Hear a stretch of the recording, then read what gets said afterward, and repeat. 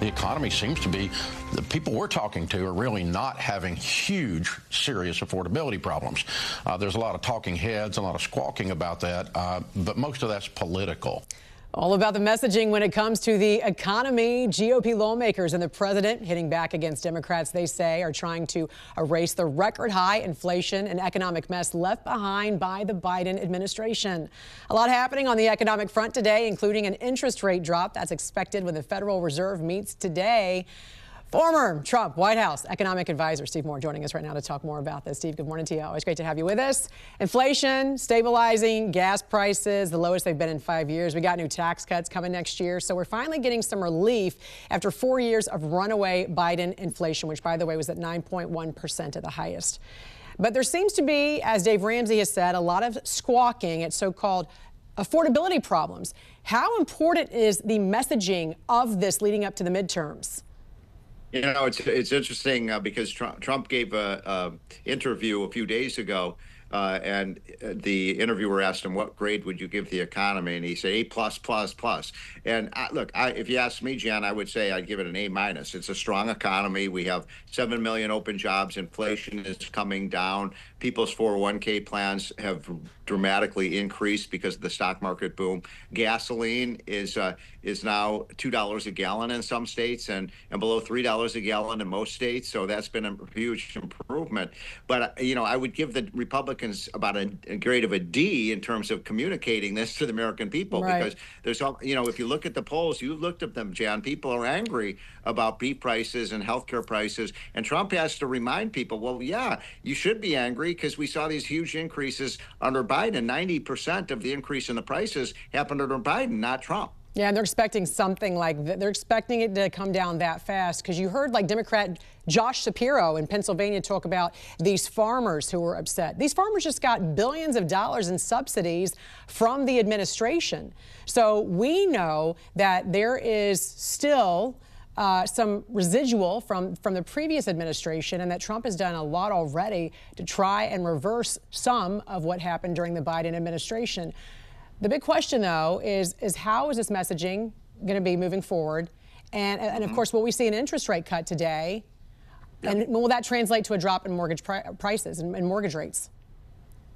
Well, first of all, if you just look at the objective evidence on affordability, just the official statistics, the average family just this year has had about a $1,200 real increase. That's after inflation increase in their income. So objectively, people have more affordability, not less. But people tend to psychologically focus on the things that are going up in price, not the things that are going down in price. And so I think that explains a little bit of it. Yes, Jan, we will get a rate cut today. I would say that with about 90% certainty. I think it'll be a 0.25 percentage point reduction in the interest rates by the Fed. It'll provide a little bit of a boost in the economy. It'll help a little bit. We want to make sure that we don't cause any more inflation like we had under Biden. So I think that's the right call today, a 0.25 point reduction in the interest rates, and that announcement will be made this afternoon. Yeah, this could certainly help the housing market and help with working families. Speaking of which, I read your piece in the Wall Street Journal that you had with Arthur Laffer about a way to use the tariff revenue. You've been advocating for this temporary 5-point cut to the 15.3% payroll tax. I saw your reasoning here because that would give every worker an immediate raise and help bring down prices. So walk us through why a payroll tax cut boosts the supply side of the economy and helps working Americans more than just handing out, a stimulus check for $2,000 like the past administrations have done. Well, a couple points on this tax issue. Number one, I get, I'll be walking down the street, people come up to me and they say, hey, I'm not feeling the effect of the Trump tax cut, the big, beautiful bill. And I want to remind your viewers, Jan, that really starts to kick in January. In a few weeks, people will see the no tax on tips, no tax on Social Security. All those things start on January 1st. Furthermore, if you look at your paycheck, people will have less tax withheld from their paycheck starting in January. So my point is, you haven't felt the effect of the tax cut yet because it hasn't taken effect. It starts in January. But then in addition to that, Art Laffer and I recommended that we take the revenues, hundreds of billions of dollars of revenues that have been raised from the tariffs, and use that to reduce the payroll tax. You explained it well, Jan. That would give incentives for employers to hire more workers because the cost of hiring a worker would be cut, but also it would give an incentive for workers to work more because they'd be getting a raise. So that would be a smart way to provide some additional juice to the economy. And we've talked to Trump about it, and he's very open-minded to it. And finally, we got to talk about this massive Obamacare fraud. $21 billion in subsidies going to applicants whose Social Security numbers didn't even match IRS records. I mean, we had all these fake identities. What reforms are needed to stop this avalanche of fraud? Hundreds of billions of fraud. You know, it's unbelievable. And by the way, the blue states, like Illinois and New York and New Jersey, they're refusing to comply. So what Trump has said is, you know, you've got to show us your records that these people are getting food stamps and Medicaid, are actually eligible for the program. 21 states have refused to comply. We could save hundreds of billions of dollars if we just made sure that the people who are signing up for food stamps and Medicaid are actually eligible for the program.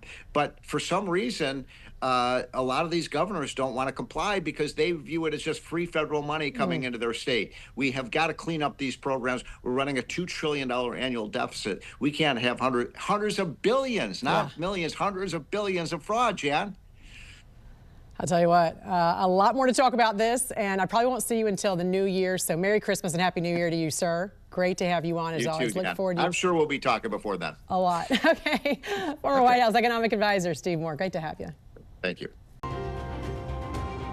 Following President Trump's address on his economic wins, GOP Congress members are hitting their districts hard to show how far the economy has come from the days of Biden's record inflation, sky-high prices, and high interest rates. And that includes Florida Congressman Randy Fine, who's going to be speaking to voters at an online town hall event tonight. And he joins us this morning. Good morning to you, Congressman. Welcome back here to the National News Desk. How are you going to showcase Trump's economic milestones to your residents? Well, we're going to talk about, thanks for having me. We're going to talk about the cut in gas prices that we've seen. We're going to talk about how when people do their taxes next year, they're going to see a whole lot less going to the government because they won't be paying taxes on tips, they won't be paying taxes on overtime, and they won't be paying taxes on Social Security. And we're going to be talking about all the things we have to keep doing to bring costs down. The number one thing that we've achieved is stopping the continued increase in prices that the Biden administration did. They broke it. We still have work to do to bring prices down, but at least they're still not going up like we saw under Joe Biden and the Democrats. Yeah, and I want to talk about the recent Obamacare fraud making headlines. The Washington Post recently had this headline: Obamacare subsidies make it too easy to scam the system. The Wall Street Journal's headline in an op-ed: what 24 fake applications prove about Obamacare subsidies. And Obamacare is a mecca for fraud. Federal auditors at the Government Accountability Office showed how easy it was to game the system. In fact, the Washington Post reported investigators submitted 24 phony applications for Obamacare subsidies in the past 2 years, and all but one were approved. This was true of applications submitted via healthcare.gov, which accepted fake identification documentation, and insurance brokers, some of which never even asked the auditors to verify their identity. Congressman, how much does this play into whether the GOP will vote to even consider extending those subsidies? I mean, Democrats want to extend fraud? Well, they do. And let me explain what that means to a regular person. Like, what are we talking about when we talk about fraud? Well, almost half of these Obamacare plans, people don't even know that they have. So someone may have signed you up for Obamacare, and the government is paying the premium directly. All of it. And it could be $10, $20, $30, $40,000 a year. You don't even know you have health insurance. So tens of thousands of dollars are going to insurance companies and you're getting nothing. And that makes it more expensive for everyone. And it's borrowing debt for our kids and grandkids. We're going to stop that. People need to be responsible for their own health insurance. If they make their own decisions, that will be what brings costs down, not subsidizing Obamacare and Democrat fraud. What do you think about the GOP's plan they're going to put forward today, where they're going to let the subsidies in, but whatever money is there will be given back to those Americans? Well, I think that's one way to solve the problem, because at least if an individual has the money, then they'll be able to do something about it. The real solution to Obamacare is to bring back people's ability to buy health insurance. what you used to buy, where you said, you know what, I can pay for my own flu shot and my own doctor's visit, but if I get hit by a bus or I get cancer, I need someone to help me. We eliminated that in that country thanks to Barack Obama's lie about if you like your plan, you can keep your plan. Most people that will work for, and it's not very expensive. Your car insurance doesn't include gas fill-ups and oil changes. For most people, they don't need that in their health insurance either. Florida has designated the Muslim Brotherhood and CARE, the Council on American Islamic Relations, as foreign terrorist organizations. Governor Greg Abbott in Texas did a similar order last month. What's your thoughts about this?